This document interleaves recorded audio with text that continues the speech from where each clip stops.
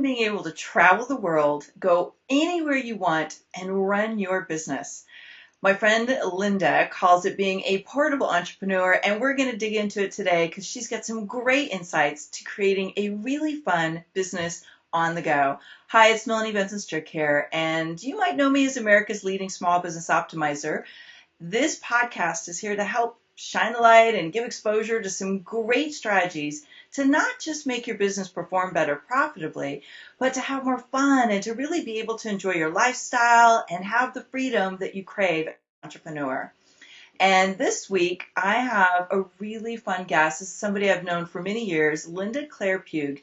She's an internationally recognized marketing expert who helps solo business entrepreneurs develop profitable relationships and portable businesses that go with them wherever they want to go. I love that because I'm such a big travel buff.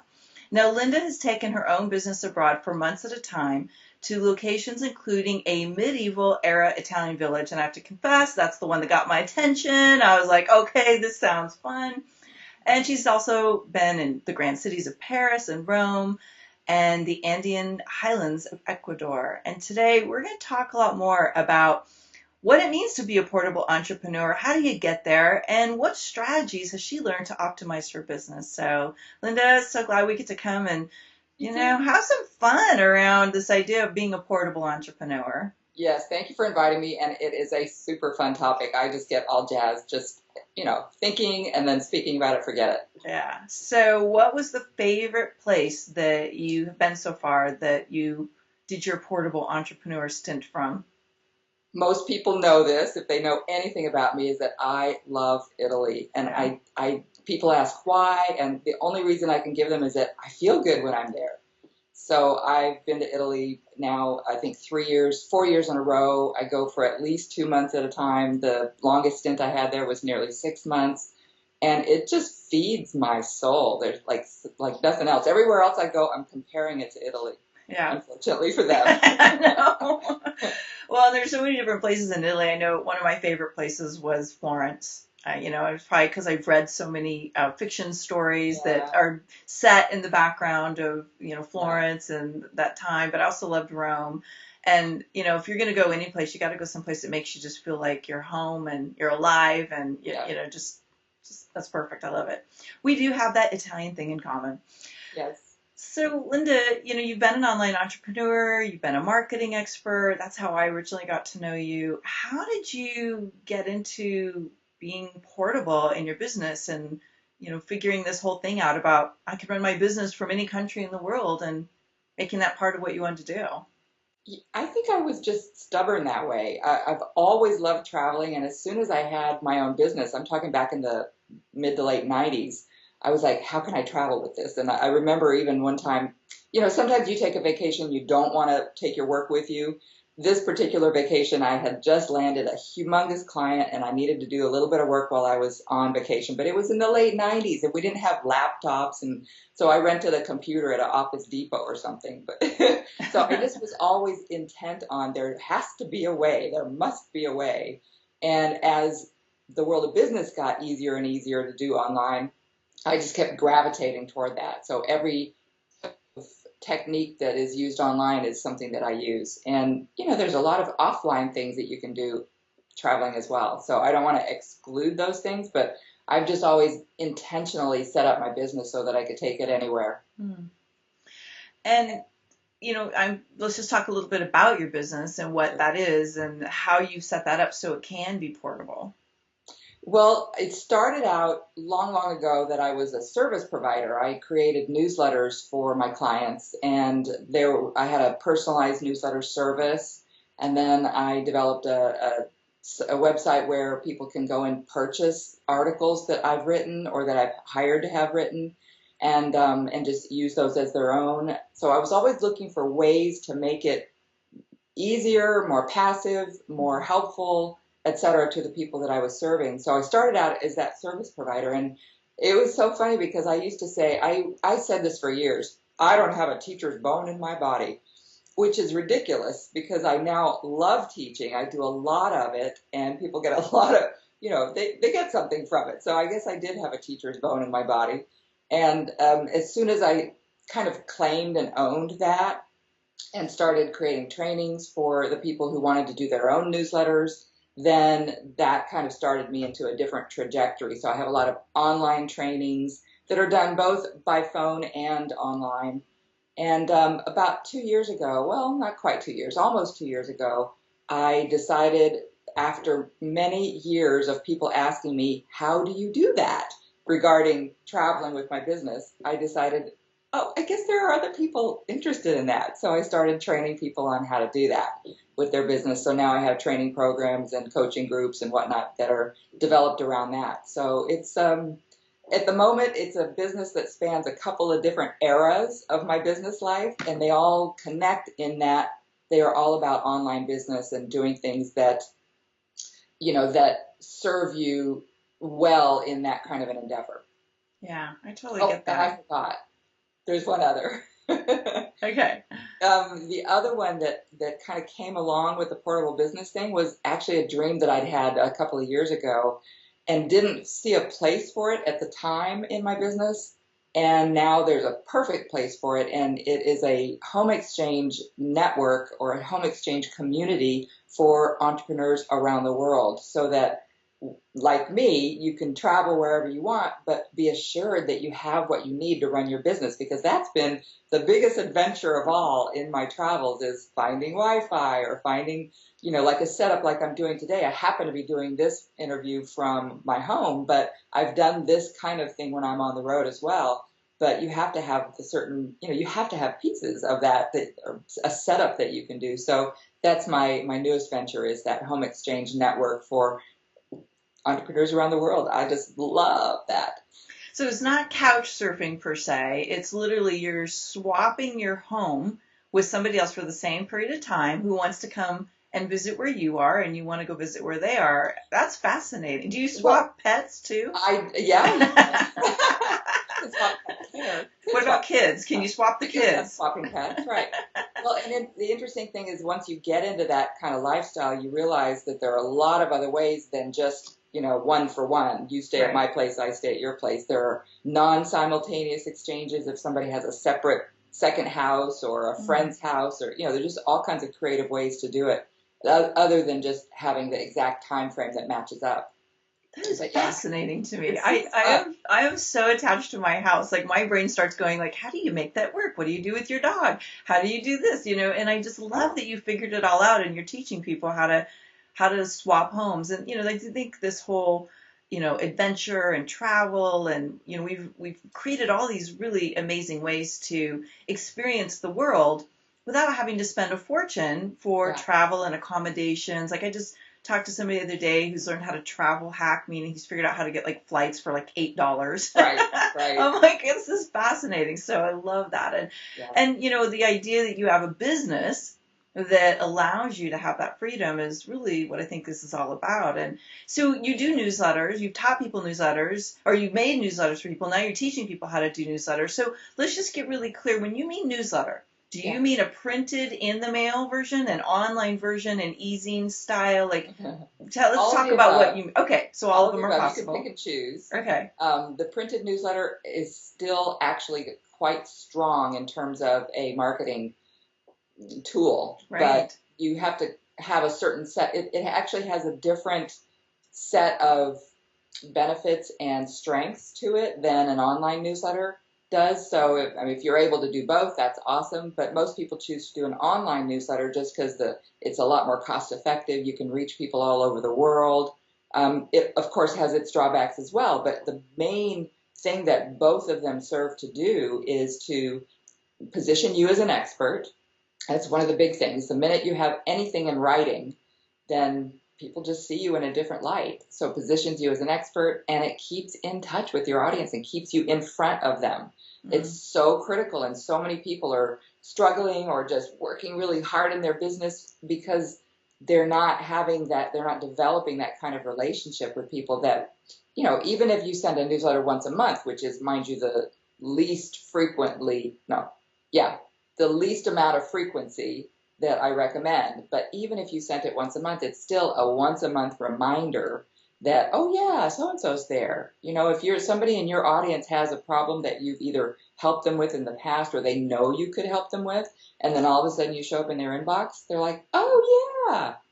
I just have had that experience so many times of my clients telling me stories like that, that it just is, it's clear that it is an essential touch point for your audience, Yeah. essential. I agree. And You again, know, people are so used to getting sold things in their inbox when there's something that's just adding value and it's maybe giving people a few different touch points of what, like if you've got a blog article or a video, which is what yeah, we do, it's nice to just go, oh, here's resources. yeah, And exactly. maybe sell a little something or share something they can take an action step Absolutely. on. Yeah. Yeah, yeah.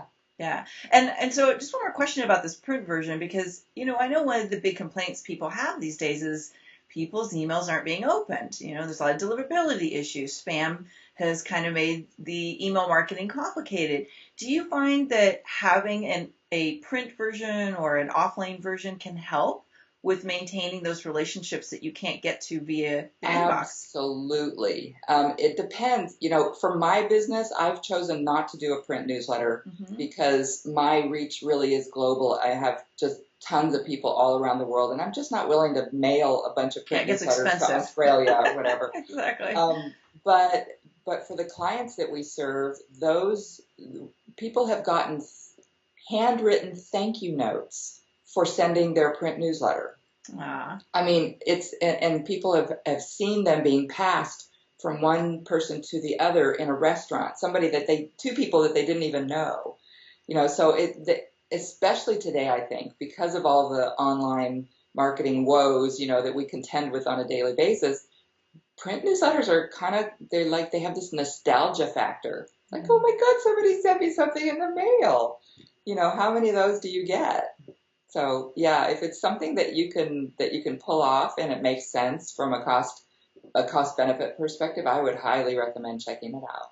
that is so true. And I just think there's a lot of value in newsletters in general. I was trained early on in that area, so Yeah. it's great. Now, how could somebody get a newsletter going if this is new for them and they are like, okay, I get there's value, but I don't have a list. I don't know where to start. Like, could you give us a tip on how to really tap into the power of newsletters? Yeah, my biggest tip is just to write an email. Okay. It really is that simple. I remember talking with this fellow who he didn't really open his doors for business for a year, but he kept sending emails. They were just text emails with interesting insights, with an exploration of a topic or something like that. And by the time he opened his business a year later, he had this massive level of support and interest in what he was doing. And what so many people I find they do it the opposite. They go, I'm going to get my website all done. I'm going to get my business cards. I'm going to blah, blah, all this kind of stuff. I'm going to create my first program. And then I'm going to start sending a newsletter. And it's like, no, no, no, no. It's the opposite because who do you have to promote it to when you got that stuff all done? The most important thing is that relationship that you develop. It's people seeing you as the person with the solutions to their problems. So you got to get the newsletter started right away. And it is literally as simple. If you have 0 people on your list, you start with your friends and family. If you can put together 25 email addresses of friends and family, that's where you start. And you ask them to send it to other people, and you can start small, or you can do. I mean, there are a lot of list building techniques for sure, but really, it is important just to start, and you'll be surprised. Also, one of the biggest things that my clients have seen and noticed as a result of starting their newsletters is that they have become clearer about what their business is. Having to write about it, having to pick and choose the topics and respond to people's emails and interests and all of that stuff just makes for someone who is much more in tune with your readers and what their needs are, and also you and what you provide, and you and your voice. It's a grand exercise in honing your voice and your message. So I just couldn't say enough good stuff about just start I writing. like that. Well, Yeah, it's the best advice for anybody, right? Just yeah, do it. Just get yeah, started, just create momentum and a snowball gets bigger as it goes downhill. So hopefully your easing's not going downhill, but you know what I mean. And speaking of going downhill, let's talk to somebody who's been doing a newsletter for a long time, right? We all know these people. About going down the hill. No, we're not going to pick on anybody. Well, but let's say that somebody has been doing a newsletter for a long time and it is going downhill in the sense that it's not getting the open rates. Maybe they're feeling like people just aren't reading it. Is there a piece of advice that you could give somebody that would help kind of wake it up and give it some more life and get people reinterested in it? That's a great question. Yeah, kind of reinvigorate your newsletter. That's the word I was looking for. Yeah. Well, I would say mix it up a little bit. And so mix it up, meaning put some photographs in there, put some videos like what you're doing. Just kind of mix it up a little bit. The thing that you really have to pay attention to is your subject lines. Most people just write, crap subject lines. And the subject line is what's going to get people to open it in the first place. So start paying attention, do some studying, and that will get you a long way. So that's 2. Mix it up. Pay attention to subject lines. And then the third one is oh my goodness, I forgot what I was going to say. I was hoping you would say make it personal. How about making it personal? Is that something that would be valuable? That's not what I was going to say, but that is a very good reason, very good way to boost your readership. Oh, I know what I was going to say now. Thank you. Now we got 4. Hand in hand. Yeah, the menopause brain. That's okay. Get personal, but get opinionated as well. Like, get a sense of what is your point of view, and then just start talking about your point of view. And so when I say mix it up, I was speaking kind of visually and format-wise, but you could also mix it up from an attitude-wise. You could just start pissing people off a little bit or getting some conversations going, just mix it up. Yeah, bring your sassy pants. Bring your sassy pants. Not everybody has sassy pants either, but you've got I'm not very sassy, right? You've got something that you're passionate about, and maybe you've been being a little quiet, a little neutral, a little calm about it. Mix it up a bit. I like it. Good input. And I know a lot of people get these things in motion and they just get stagnant. So I love that you could bring us some ideas to reinvigorate. And subject lines. Oh my gosh, you have had such great resources for people that I personally have taken advantage of, and I know others have with subject lines. So, getting that nailed down, so important. So important. All right, let's turn the tables a little bit. Let's go behind the curtain of the Linda show. You've been in business for a while. Let's talk about what's working for you and maybe what hasn't worked that you learned from and helped you become a better entrepreneur. And I guess let's start with that one. What was one of your biggest failures or challenges that you faced? I think that I remember the very first time that I offered a training program. I told you how I was kind of like, oh, I'm not a trainer, I'm not an educator. Right. But the very first time I offered one, I did it in a big way, and I invited people to email for me. It was just like I had no clue what I was in for, and I just went with it because I do improv, and I can wing things. But it was and it was actually quite successful. And then the next one that I offered was not. Mm-hmm. And it put me out of commission for about 2 years. Like I got scared. And I think that that's a big mistake, because what I know now is that failures happen all the time. And it's just about, okay, what did I learn here? What was different? What didn't work? What did work? All that kind of stuff. And then try it again. So I did finally try it again, and I got, after those 2 years, I not only had the awareness of what I did and didn't do right, but I also had the courage and the confidence. So if you can shorten that period of time where you're just falling apart and going, I'm never going to do this again, and how can I do this better, then that would be really awesome.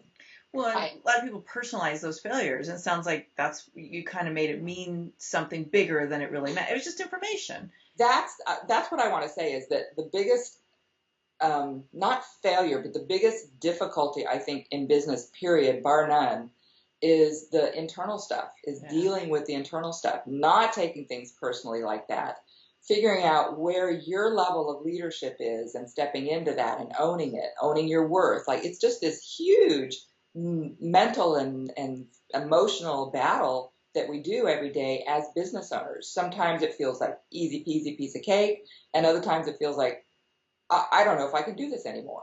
But honestly, if you have that gene, that entrepreneurial gene, even if you're like a professional that sees clients and maybe you don't think of yourself as an entrepreneur, you are. You're in business for yourself. And if you've got anything that's led you into that, then you know that you have it in you to kind of bring that forward and make it successful. So, yeah, I think that is one of the hardest things that I think we all have to go through is that kind of internal and personal growth that gives us thicker skin, gives us more resiliency, gives us more resourcefulness. That's one of the reasons I love to travel so much is because I feel like I kind of, exercise the muscles of resourcefulness and courage and resilience. And, it's a great training ground for that. I totally agree. And, obviously when you've been in business for a while, you figure out what is something that you do really, really well. And I use the word optimizing. I feel like many of us, we get kind of scattered and we're doing all these different things. But if you really become successful and you make in the good 6 figures or 7 figures, you've got to optimize something to make it work better. Have you found one of those for yourself? For the thing to optimize? That you optimized that really allowed your business to grow and evolve? Yeah, I think the main area of optimization was in team hiring. A lot of people say that. That's a good one. Yeah, because I remember sitting upstairs in my office going through, and this is a little embarrassing to admit, but we have our strengths and weaknesses. But I'm going through the strips of paper and the backs of envelopes that have people's data information. Yeah. Yeah. Trying to figure out where so-and-so's phone number is. I mean, it was crazy. And at that point, I just remember that thought, oh my God, I'm going to implode. I'm not going to explode. I'm going to implode if I don't figure out some way of handling this. And that some way for me was getting some team members to assist in those efforts. And I kept, during that period of time, like prior to hiring my first team member, I really thought, I kept thinking, how can I grow this business? I don't have any time. How do I do this? It just was a constant thought. And I kind of knew, like, maybe get some help, but it wasn't really so present in my mind. And it was really that moment that I just thought, it's go home, go broke or go home. And what's that saying? Yeah, go home or go broke. Yes, go home or go broke. Yes. So or go big or go broke, something like that. Something like that. So that was really my kind of come to Jesus moment of, okay, am I doing this or am I not? Yeah. Am I going to do this business thing? And if so, then I'm going to commit to it. And that includes getting some team. Yeah. I'm really glad you said that because a lot of people struggle with doing it on their own for really long periods of time. And then they're wondering why they're so overwhelmed and running their businesses so hard. And it doesn't mean it takes away all the rough patches and there won't be challenges. Oh my God, yes. They become a higher caliber problem. Yeah. Like, okay, like how do I get my team to do this or that? And, how do I let go of more? And how do I stop being the bottleneck? Just right. The dynamics change and we keep growing and evolving. But I think hiring a team is one of the best ways to optimize your results. And team can be one person. Sure. Yeah. I mean, if you have somebody who knows the things that you know and is able to, come in lickety-split and do something for you, that is such grace. Absolutely. I just can't say enough how beautiful that is, that sense of, I am not in this all by myself. Liberating. That's the way I look at it. I feel liberated when my team goes, oh, I'll take care of that. You're like, yes. Yes. So, speaking of rough patches and challenges, and, we all have them, and you've said you've experienced your own failures. Has there been like a way that you have been able to shift your mindset? Or maybe there's a quote or a mantra or something that's been really a pivot point for you to be able to get back in the game and play it the way you want to play it? Yeah, that's a really good question. I am thinking of a quote. I don't know if I can put my fingers on it right away, but it's so what happens is, for me, and I think this is true for most everybody, that at least those that I've talked with, there will come a time when you just kind of throw up your hands and say, I just don't think I can do this anymore. And that moment is the defining moment. And what I recommend is just go to sleep for a little while, like take a nap or go to bed or something like that, and then just wake up when you have a little more something inside of you. And inevitably, I know very few people who have stopped their business and gone back to get work. I know a lot of people who've thought about it. Yes. And Maybe I will get that job at McDonald's. right. French fries Yeah. feel so much easier today. Yeah. I think it really is just a matter of where to, really looking at things very clearly. Where am I falling down? What do I not know? What do I not even know that I don't know? Yeah. And that's why mentorship and having somebody who is there to work with you, there's so much information on the internet these days. Anyone can go figure out how to do a newsletter, for example, or how to grow a list online. But really, do you really know just by reading? I really find that most people think that they can get what they need through books and resources and stuff, but what they really need is somebody to bounce ideas off of, to hone the concepts for their particular situation, to be the sounding board that they don't have anywhere else in their life. A lot of us are first generation entrepreneurs. Right. We don't come from those kinds of families. I know I am. And so it just doesn't necessarily come naturally. We've never had to do this kind of thing where you have to meet payroll and you don't know where the money's coming from or whatever it is.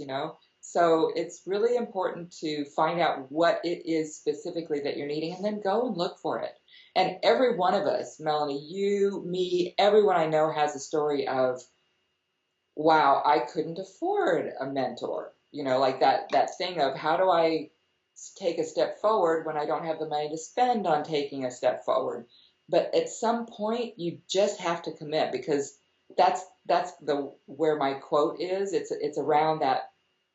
It comes from a guy's book called The Scottish Himalayan Expedition or something like Oh, that. W.H. Murray. Exactly, Yeah, I exactly. know exactly what quote you're talking about. Yeah, I think I have it up on my wall, actually. It's the minute one commits oneself, Providence moves too. absolutely. Love Yeah. it. Yeah, it's so true, because and it really is about a decision, not just like okay, I think I'm gonna, but it really is like a deep down decision where you commit internally in your soul and your whole being. And when that happens, all of a sudden either the money that you didn't have comes and you're able to do what you need to do, or somebody comes and offers you some services for free, or whatever it is, it just literally takes that commitment. Mhm. Yes, I love it. It's one of my favorite quotes. So, I too. you know what I would do? I'm sorry, I would love to do is I'd love to wrap up with sharing with people how they can find out more about that house swapping thing, Sure. because that is so brilliant. And if somebody's really interested in traveling more and digging deeper into being a portable entrepreneur, I want them to know how to access that. But I'd also like to share with people, and we'll put up a URL here for everybody on the screen, how they can tap into these newsletter secrets that you've shared and that are so powerful. So let's first start with how do they find out more about the house swap? Okay. It's called Swap My Office. Oh, And the that's a reason we good called it that is domain. because you're swapping with other homeowners who are entrepreneurs and have what you need. They may have an outside office, or they may have a home office in the home. So swapmyoffice.com. Okay. And we are very new in the stages of getting members. But I have to tell you, I'm so excited when I saw the list of properties and where they are in the world. I just got so excited because there's India, Israel, Turkey, Nice. all kinds of countries in Europe and Chile, and it's just amazing. Already there's some really cool properties, but as it grows, it will have thousands and thousands of members and thousands of other entrepreneurs to exchange homes with. So I I really love do it. welcome those of you who are interested in that. Please do join me. It's such a fun adventure. And then I think you have a link to Yeah. everyone. So, The yep. newsletter training program starts toward the end of June, and we will go through everything top to bottom, how to set up your own newsletter and how to use it really super effectively. So I've got a lot of different secrets and goodies and stuff in there waiting for you. Great. And it's such a great resource. I'm so glad you're sharing it because, if you can get the newsletter down, especially if you're doing it in the virtual realm via email, it's literally costless. It's like it's so easy. And Yeah, it's yeah, yeah. such a great way to develop that relationship and keep people in connection with you so that when they are ready to buy, you're front of mind. Yeah, absolutely. Great. Well, thanks, Linda, for coming on today. I'm really My excited for what pleasure. you're doing with Portable Entrepreneur. Let me know when one of those fantastic Florence villas come on the list. That Okay, would be on my wish list. will do. Yeah, I'll Will see if I do. can trade it out for my sister-in-law's Malibu front property. I'll see if I can There you work a go. deal there. There you go. I can too. Yeah, Yeah, you never know. yeah. All right, Linda, take care. Thanks a lot. And as you Bye, guys are everyone. listening in today, hey, if there's an aha or an insight, we want to hear from you. Head over to the blog at melaniebensonstrick.com and let us know, what are you excited to take action on? What was an insight? What was something that you loved from today's show? If you're listening on iTunes or Stitcher Radio, nice to have you joining us, and just know you can always go deeper with us in the conversation on the blog at melaniebensonstrick.com. All right, everybody, see you again next week. Bye. Bye, Linda.